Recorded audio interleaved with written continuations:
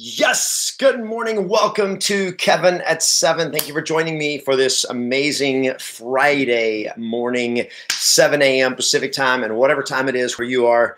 I'm excited to talk to you today about how to get off the fence. I probably spent most of my life, let me adjust this down a little bit there. Beautiful. I spent most of my life sitting on the fence. And it's not a comfortable place to sit. That's not the place to spend your life. So good morning, everybody. As you come on, make sure you give me give the post a thumbs up and tell me where you are. Hey, Hector from Goodyear, Arizona. Eric from Rhode Island. Good to see you guys this morning. Good morning. As you come on, I got a lot of people on YouTube here. For those of you that are coming on Facebook, make sure you give the post a thumbs up. Let's see some hearts this morning. Good morning, Craig from Lake Havasu. Awesome. Thank you, guys. Good morning, Gina from Texas. Gina, Texas is a big place. People need to know where to find you. Where do they find you? Hey, Waylon from Colorado Springs, Colorado. Nice. Good morning, guys. You're welcome, Julia. Thank you, guys, for joining me. Good morning, Philip Trim. Good to see you from Portland, Oregon. Jennifer from Kendallville, Indiana. Oh, man.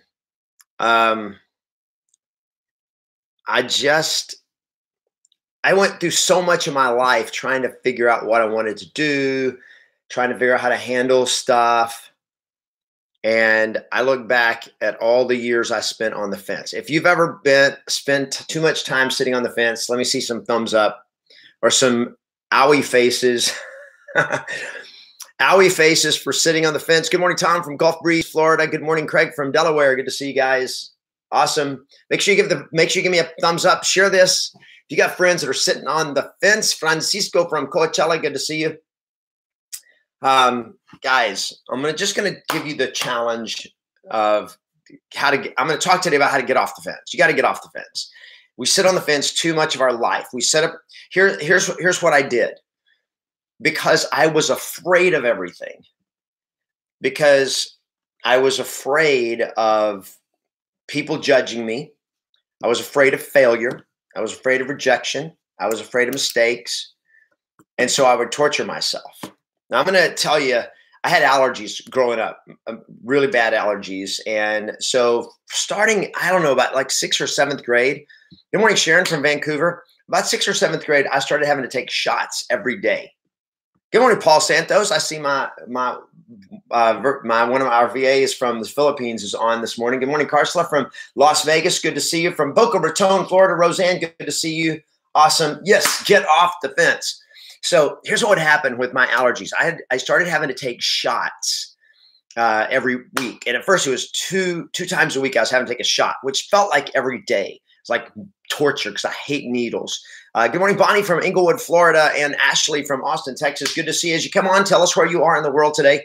So I'm a 7th grade kid. I'm in 7th grade. I don't know how big I was, but I was skinny. But in 7th grade, I was so bad about needles that I would literally, for my mom to give me a shot, because we had to do this, every twice a week. I would have to sit in my dad's lap as this junior high kid, sitting in my dad's lap, and he would hold me so to calm me down and keep me from jerking, so mom could give me a shot in the arm with allergy medicine. Now, we're talking about, guys, a little bitty needle here. We're not talking about penicillin. We're talking about an allergy shot. It's, you can't even feel the needle. But I knew the needle was just going to kill me. And I would literally sit there, and Dad would, and my parents were very patient. I got to give them totally credit. Good morning, somebody from Sarasota. I didn't see who that was. Good morning from Hamilton, Louisiana. Chris, good to see you guys. I would sit there and go, and Mom would go I would be like, don't do it till I'm ready. Don't do it till I'm ready. And I would be so tense that I would sit there for minutes, like 10, 20, 30 minutes, going okay, wait, I'm almost ready. I'm almost ready. Okay. And I can remember how many times my parents said this to me. Bub, it could have already been done by now. If you just let me do it, just let me give you the shot, it'll be over. It's done. And I would just freak out. It would take literally 20, 30 minutes to give me a shot. And this was a traumatic ordeal we did over and over again. Until one day I was at this didn't change everything, but I was at my cousin's house, David, my cousin. Good morning, Paul from Huntington Beach. And David, a little crazier than me, a little bit, not much. His birthday was yesterday, by the way. My cousin David, he's one of my best friends my whole life, has been since we were little kids. He had allergies too, so he had to give himself shots. So I was at house one day, and he had to take his allergy shot, and he gave them to himself. Hey, Robbie from Redmond, he gave himself his own shots. And I'm like, you're kidding me, right? Oh my gosh.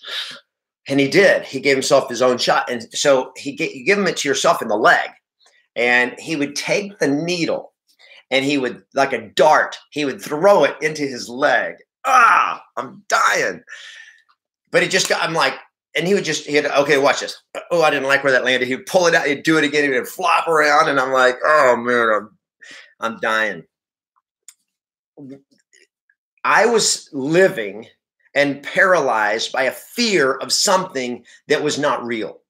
Good morning, Patricia from Tampa, Stephen from Scottsdale. Good to see all you guys this morning. And there's more of you. I know that's weird stuff. I know. Dialing for dollars, raw, go. Keep going. Keep dialing, man.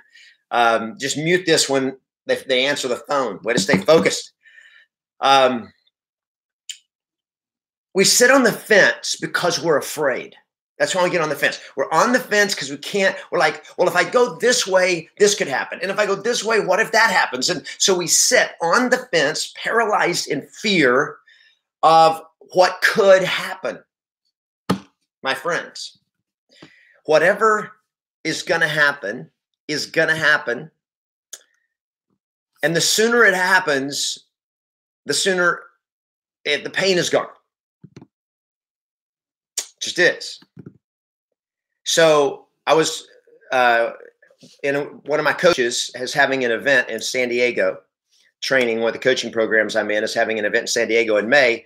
And one of the coaches posted on the membership site, said, who's still on the fence about coming to the event? Question. Who's still on the fence about coming to the event? And they posted the question. And so people are posting about why they're indecisive, why they're not getting off the fence, why they're not going it. Awesome. Johnny, reading the book of yes. Great. Good morning from DC, Raphael. Good morning. Just as you come on, if you haven't done it yet, post where you're coming from. And so everybody's giving their reasons why they're on the fence. Why are you on the fence? And I couldn't, it got all over me. And I'm like, come on, guys, get off the fence.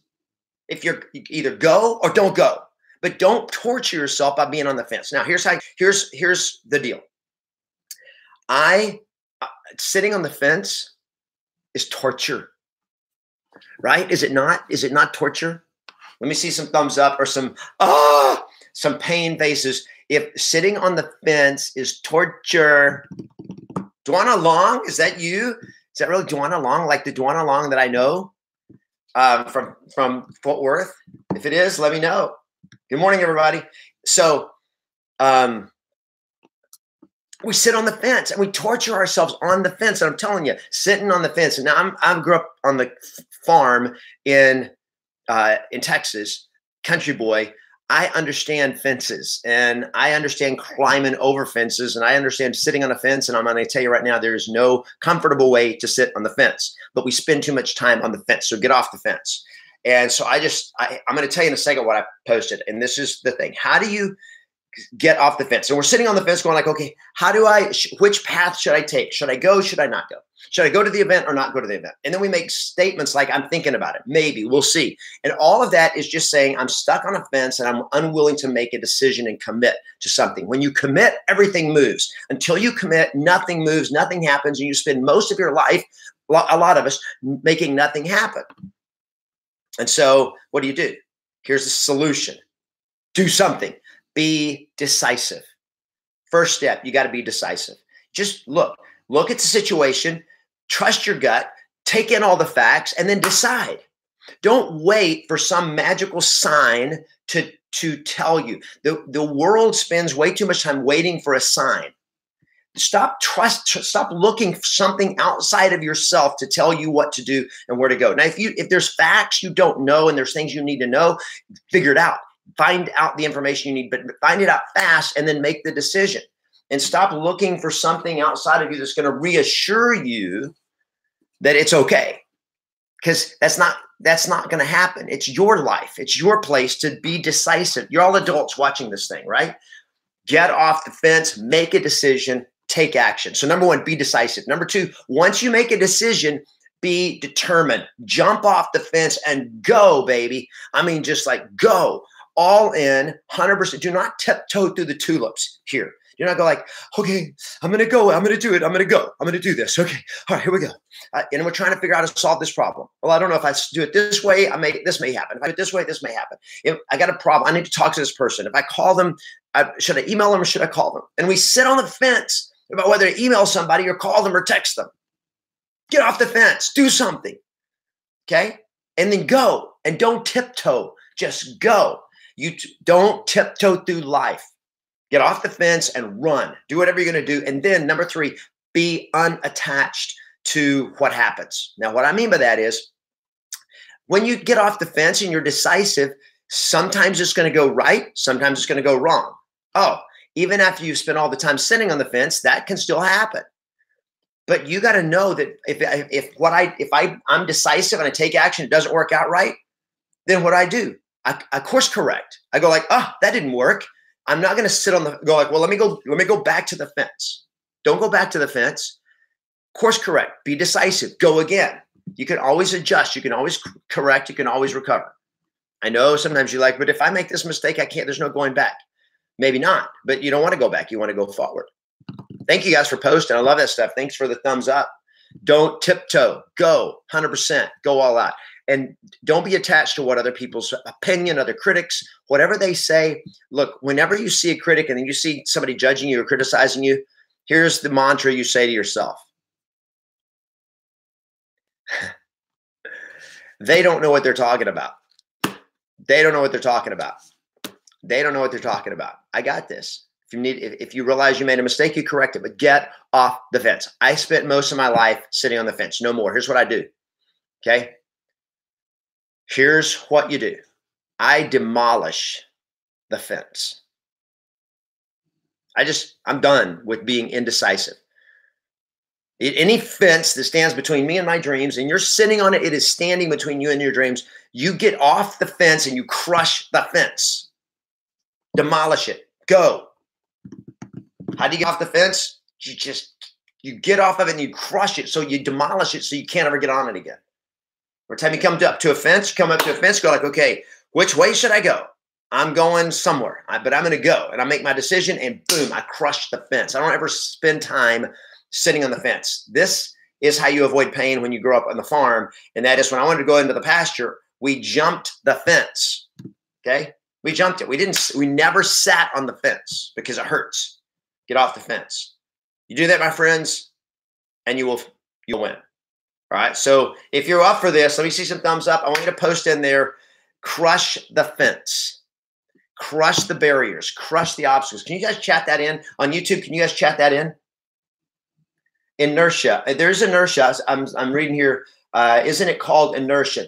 Yes, it is called inertia. Inertia is an object in motion, tends to stay in motion. An object at rest tends to stay at rest. You spelled it right. So good job, Roseanne. Yes. Get off the fence, demolish the fence, crush the fence, crush the barriers. I love the way you guys interpret stuff that I say. Crush the barriers. JP says crush the barriers in Washington, D.C. And somebody on YouTube, Paul Murphy, says crush the barriers. I never said crush the barriers, I don't think, but you guys interpreted it. I love it. Kick it over, knock it down, break it up. You don't have breakthroughs. We have breakdowns and takedowns. When something stands between you and your dreams and the fence, whether it's an obstacle or whether it's indecisiveness, you're sitting on the fence, it is an obstacle to your dreams. Crush the dream, crush the fence, crush the barriers, break through, go. And I will talk to you guys on Monday.